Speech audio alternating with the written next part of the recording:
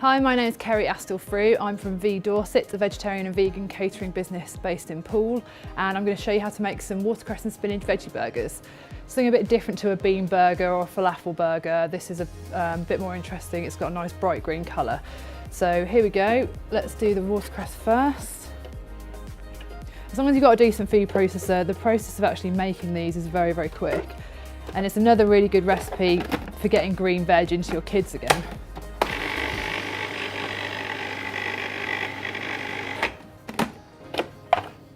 So you want it finely chopped. You don't want it to be blended so much that it's gone into like a paste. And then we just repeat that with the spinach.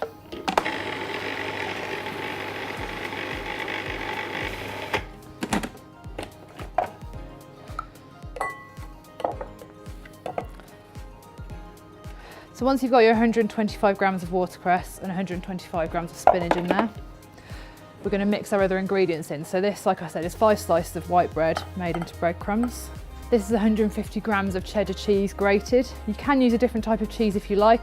So I'm going to mix that first of all. Now here we've got 2 large eggs that have been beaten together. You don't want to add all the egg at once because it could end up being too wet, so just add half to start with. We want it to be a nice consistency that we can still shape into patties, but it needs to be dry enough to hold its shape within the pan when we're frying them.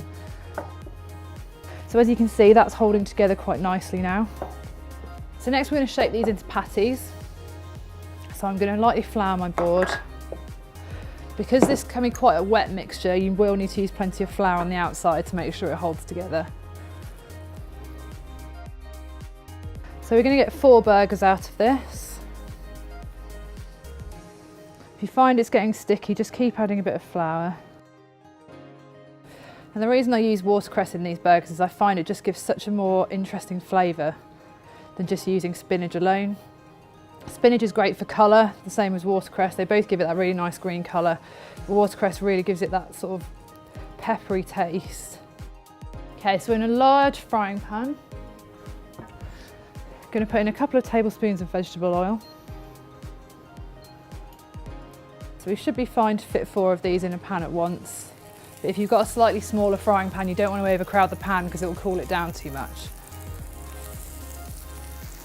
You have to be quite delicate with these, putting them in.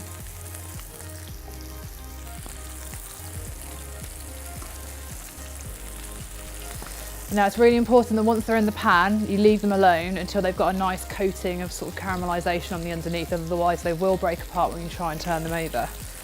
So as soon as you start to see round the edges of each burger, I can start to see some caramelisation now. That means the bottom is probably about getting there. Just have to treat them very gently. The main purpose of what we're doing here is really just to get the colour on the outside, get a little bit of crunch from that caramelisation as well, and also it just binds them together, because if you were to put them in the oven just as they were, they would probably crumble apart when you tried to put them into the buns. So if you've got a frying pan with a metal handle like this one that can go straight in the oven, you can put them straight in the oven as they are like this. They'll carry on caramelising on the bottom and they should come out just about perfect. So now all we've got left to do is to serve up our veggie burgers.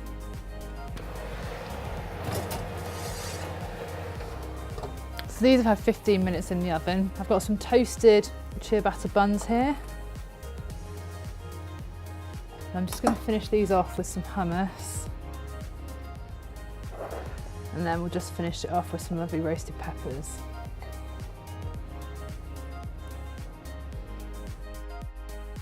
Now when you cut into these,